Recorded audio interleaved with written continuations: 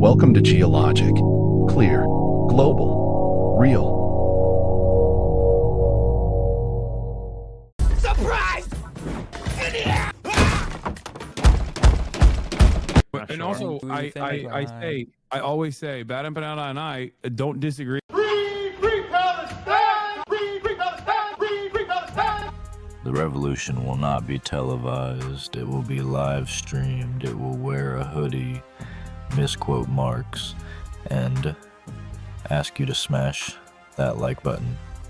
It will begin as righteous fury and end in something no one will take responsibility for. Somewhere in the blurred space between Twitch chat and terror manifestos, a new ideology is fermenting, born not in books, but in reaction clips. A politics of collapse disguised as community. Accelerationism is no longer a theory. It's an algorithm, and the left has logged on. We're a new and very small channel, as in powered by caffeine, insomnia, and whatever editing software didn't crash this week. If you like this kind of cursed lecture, hit like and subscribe. It helps more than you think, and it might just fund the next export render. Machines dream in red, not blue or black.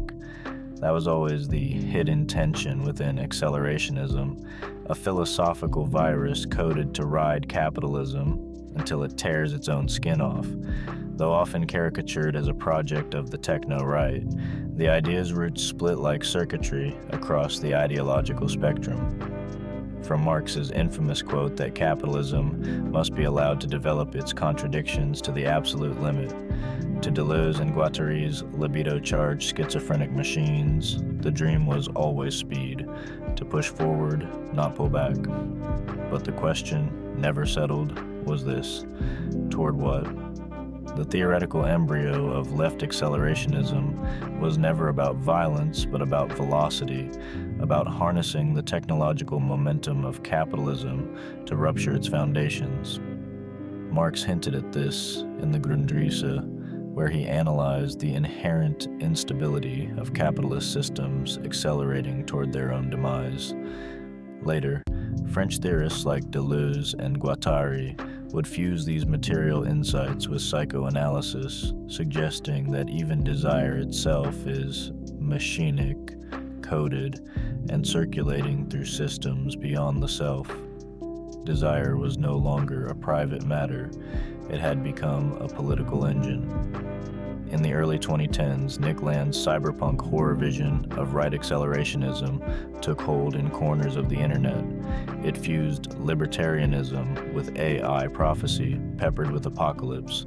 But parallel to that, and often ignored, was the left accelerationist countercurrent. Spearheaded by theorists like Cernicek and Williams in their number Accelerate Manifesto, it argued for repurposing technological tools, automation, artificial intelligence, and digital platforms for collective liberation. If capitalism had hijacked futurism, the left must steal it back.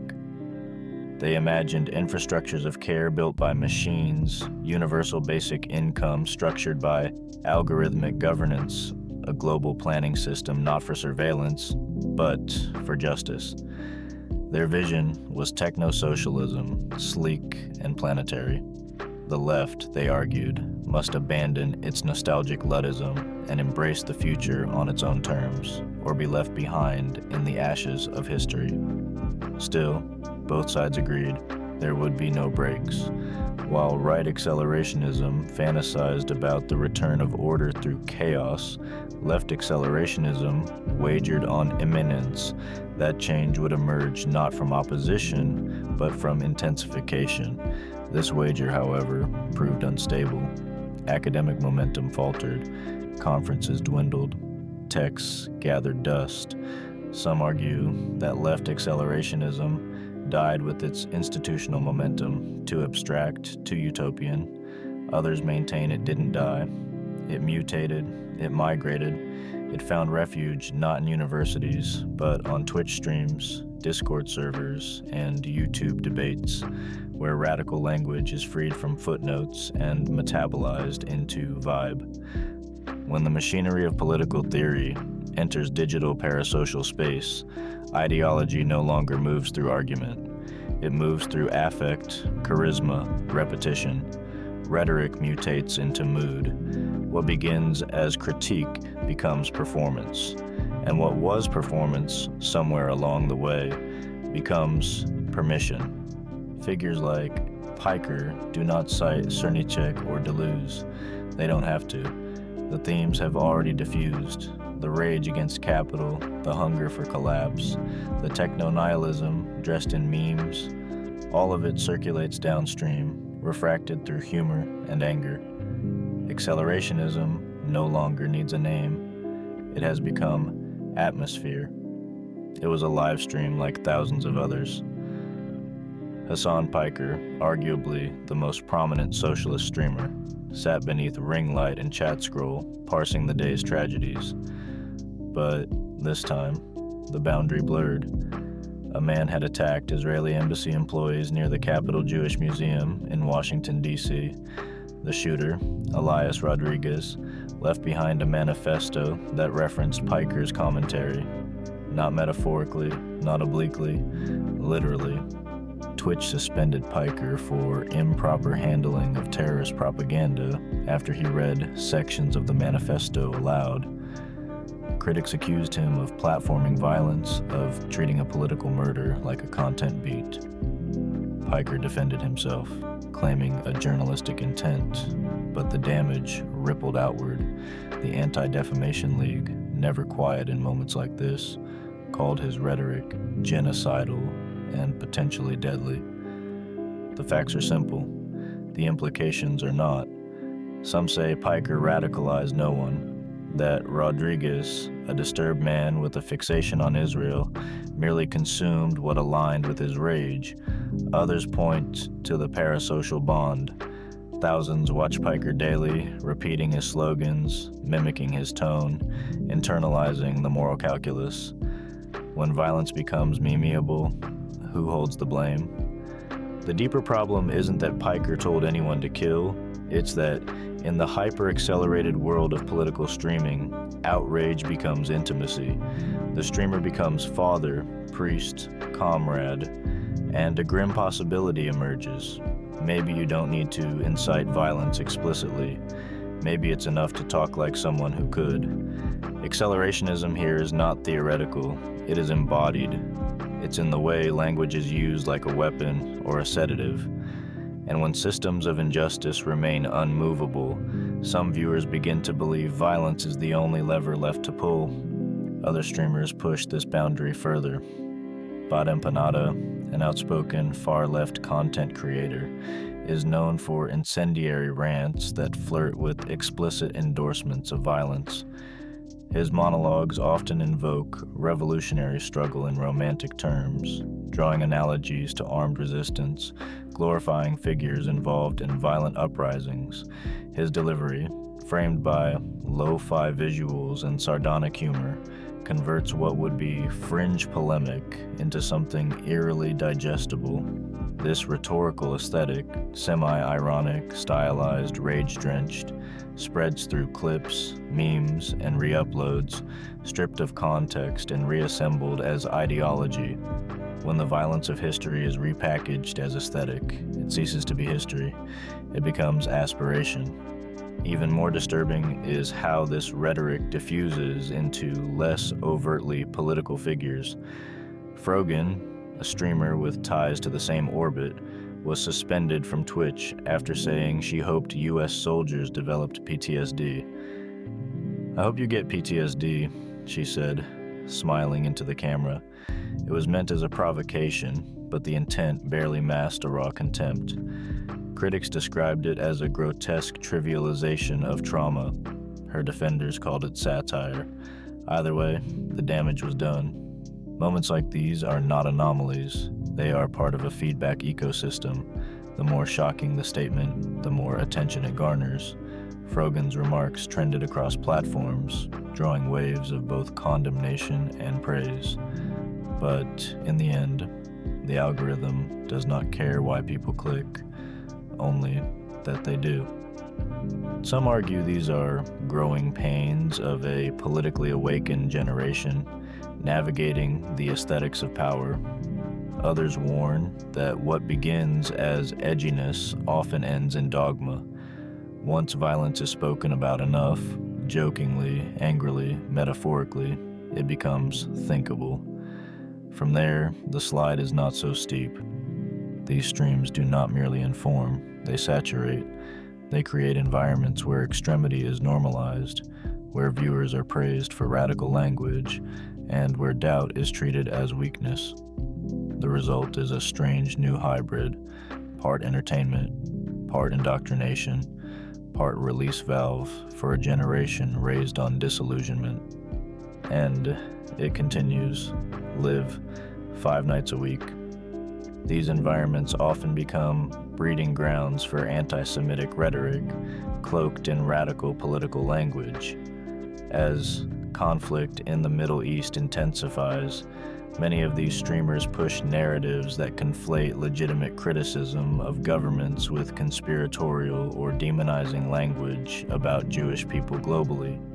This slippery terrain has seen a resurgence of age-old tropes about Jewish control, Zionist conspiracies, and global manipulation, now filtered through a modern leftist lens. In chat rooms and Twitter replies, phrases once confined to far-right message boards reappear, reframed as anti-colonial critique, but carrying the same animus. Viewers, emboldened by their parasocial leaders and insulated in ideological echo chambers, drift toward more extreme and explicitly anti-Semitic positions, often without recognizing the shift. The line between anti-Zionism and anti-Semitism becomes dangerously porous in these spaces, eroding the distinction through rhetorical sleight of hand and memified invective. What was once considered fringe is now embedded in the ambient discourse of left-wing streaming culture. And as these ideas circulate unchecked, reinforced by algorithmic exposure and tribal allegiance, the cost is not only theoretical, it is real and rising. The bombing of a fertility clinic in Palm Springs was not framed as anti-abortion. The perpetrator, a self-described anti-natalist, left behind a manifesto denouncing human reproduction as ecological violence. It was not the usual language of the right. It was stranger, colder, clothed in the aesthetics of climate dread and ethical despair. Anti-natalism, once a fringe philosophical position, argued in late-night forums and footnoted texts, now flashes through TikTok and Tumblr in memes and dark slogans. The planet is dying because you had kids. What was once Schopenhauer's long sigh has become weaponized disgust. The logic is accelerationist in its own twisted way. Humanity cannot be reformed, only ended. Let entropy win. The language is recursive. One viral TikTok video claims that every birth is an act of violence against Earth, racking up hundreds of thousands of likes. Reddit threads on r/antinatalism debate whether sentience is a curse. YouTube channels build entire philosophies around the premise that non-existence is the highest good. These aren't isolated opinions. They are signals in a growing network of ideological despair rendered palatable through aesthetic minimalism and irony-poisoned humor. The shooter was not aligned with traditional political factions, but their language carried the echoes of leftist disillusionment turned nihilism. Environmental collapse is no longer hypothetical. It is lived reality. And when change feels impossible, the rhetoric of extinction begins to seduce. Some argue this was an anomaly, a madman's fantasy. Others see it as the symptom of a cultural undercurrent. the shadow of leftist accelerationism, where techno-optimism dies and is replaced with despair, masquerading as moral clarity. There's even debate within anti-natalist circles, whether activism is contradiction or whether moral consistency demands silence. Yet silence often curdles into radical action when the world feels unlistenable. Here, the dream of speeding toward utopia becomes its inverse. The left hand of catastrophe reaches for the plug. Accelerationism has always pretended to be a strategy, but in practice, it is often an excuse, a way to aestheticize collapse, to enjoy the fire as long as you're not yet burned. On the left, this becomes even more dangerous, cloaked in the language of justice. If the system cannot be fixed, then let it fall. If no one will listen, then let the storm come. Hasan Piker did not invent this logic, but he echoes it. The internet rewards escalation. Each stream must go harder, faster, louder. When he hosts guests who call for more extreme measures or leans into unfiltered fury, it isn't necessarily ideological. It's the algorithm demanding blood. His content is shaped not only by conviction, but by demand, by what the audience clicks, shares, and pays for. It is a loop of incentivized rage. In this feedback loop, parasocial intimacy becomes a tool of reinforcement. Streamers are not simply broadcasters, they are perceived companions. Viewers spend hours a day absorbing content, participating in chats, adopting language. This intimacy creates fertile soil for radicalization, where boundaries between opinion and action blur. Consider the example of smaller streamers who mimic Piker's format, but intensify the rhetoric. One self-described revolutionary streamer recently declared that dialogue is dead and called on viewers to prepare for the real war. His audience, mostly teenagers and 20-somethings, flooded Reddit with threads interpreting his words as calls to arms. Whether he intended this or not becomes irrelevant. What matters is the echo. Some say the left is finally matching the right's energy, finally learning to weaponize culture. Others argue that it has abandoned praxis for performance, mistaking catharsis for revolution. This isn't merely a shift in content, it's a shift in consciousness, from strategic action to aesthetic rebellion. The streamer to extremism pipeline operates subtly. A viewer may enter a space seeking answers, empathy, or humor. They stay for the community. They become radicalized by exposure to escalating outrage, disguised as righteous indignation. Anecdotes abound of former fans reflecting on how their worldview hardened while watching daily streams, slowly pulled from liberal progressivism toward anti-institutional rage. Psychologists point to the role of dopamine-driven media consumption. Platforms encourage emotional highs. Calm, nuanced conversation doesn't trend. Fury does. Repetition of crisis narratives, moral urgency, and us versus them framing rewires attention. What once sounded unthinkable begins to feel inevitable. One particularly chilling incident involved a Discord server linked to a streamer where users shared PDFs of revolutionary handbooks and discussed violent tactics as theory. The streamer denied involvement, but again, involvement is not always the point. Influence is. The culture becomes soaked with subtext, and as this model spreads, a new phenomenon emerges: the streamer to extremism pipeline. One viewer begins with policy debates, stays for the outrage, and ends with calls to accelerate collapse. If not with bombs, then with belief. Here, radicalization wears hoodies, cracks jokes, and shares Discord links. What is clear is this: something has shifted. The old dialectics don't hold, and in their place, a new aesthetic is forming, one of justified rage, exhausted hope, and a sense that the only future is the one we must survive through by burning everything else down. There are no brakes on this machine. But maybe there is no driver either. And in the dark glass of the screen, the audience watches, not realizing they are already part of it. So here we are, no brakes, no driver, and the road is gone. If this video made you think, made you uncomfortable, or just made you want to argue in the comments, do it. Click like, leave a comment, and subscribe. Editing software isn't cheap, and Dread doesn't monetize itself.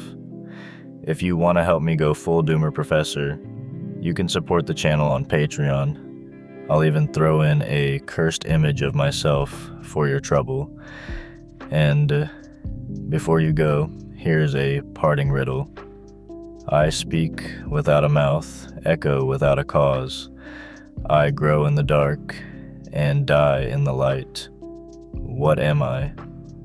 Think carefully. Some say it's silence. Some say it's ideology. Either way, it's already inside.